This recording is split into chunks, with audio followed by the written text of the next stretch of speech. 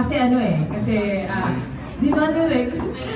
Bakit may ganyan? Bakit may reaction siya? Parang double meaning.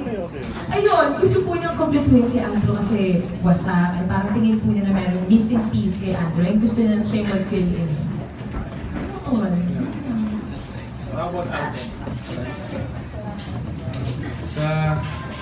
Well, basically, Andrew is parang ano siya.